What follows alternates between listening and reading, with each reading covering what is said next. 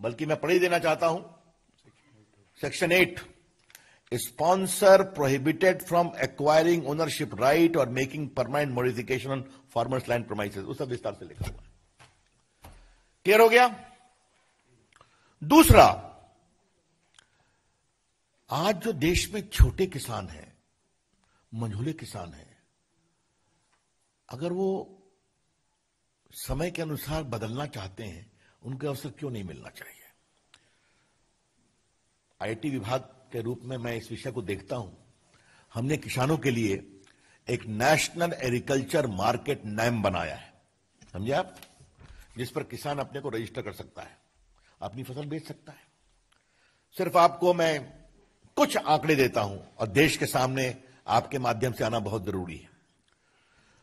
अभी तक 21 प्रदेशों में 1000 मंडियों ने रजिस्टर किया है नैम पर। 1000 mandis of 21 states have started functioning after being registered on National Agriculture Market Portal. कितने फार्मर हैं रजिस्टर्ड? 1,68,00,000। कितने ट्रेडर हैं? 1,51,000। ठीक है? और कितने का व्यापार हुआ है? 1,15,000 करोड़ रुपए का। तो आपने देखा, हमने किसानों को एक डिजिटल मंडी दी तो देश के तमाम मंडियां जुटी 1021 प्रदेशों में, 1,68,00,000 किसान जुटे और 1,15,000 का व्यापार किया है।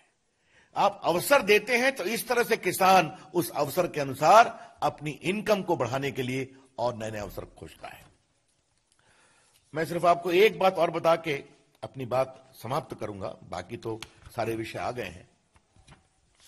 ये हमने सिर्फ आपको 2 चीज मैं बता दूं।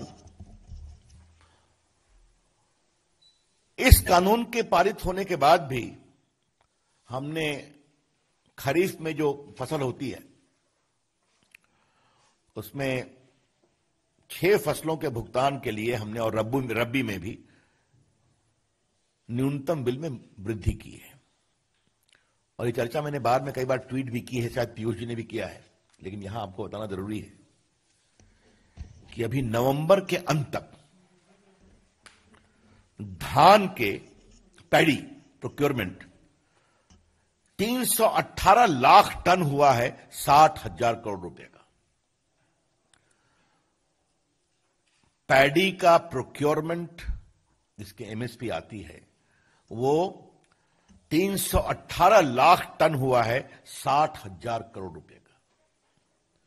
और इसमें से सिर्फ पंजाब ने 202.77 लाख टन का प्रोक्योरमेंट हुआ है, यानी 64%। तो अगर जरा भी हमारा मंडी खत्म करने का इरादा होता या एमएसपी को समाप्त करने का इरादा होता तो इतनी बड़ी खरीद होती क्या? तो ये सब बातें देश के सामने लाना बहुत जरूरी है। नरेंद्र मोदी जी की सरकार किसानों के हित के लिए समर्पित है। नरेंद्र मोदी जी की सरकार किसानों के लिए नए नए अवसर तलाश कर उनकी इनकम में और मजबूती करना चाहती है। नरेंद्र मोदी जी की सरकार देश के किसान और किसानी को अनावश्यक नियंत्रण से मुक्त करना चाहती है, जिसके कारण उनके विकास में परेशानी हुई है। हां, एक अंतिम बात मुझे लगा कि मैं आपके सामने रख ही दूं। बहुत चर्चा हो रही है तो एक विषय पंजाब के नेता, बाकी लोग भी विरोध कर रहे हैं। ये देखिए,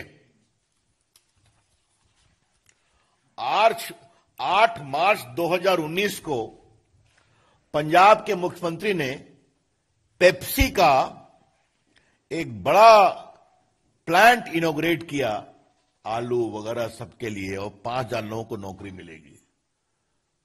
तो अवसर के लिए आप आता है तो आप काम कर रहे हैं, हम बड़े बड़े अवसर की बात करते हैं तो आप विरोध कर रहे हैं। तो मित्रों, ये जितनी विपक्षी पार्टियां हैं ये किसानों को भ्रमित कर रही हैं।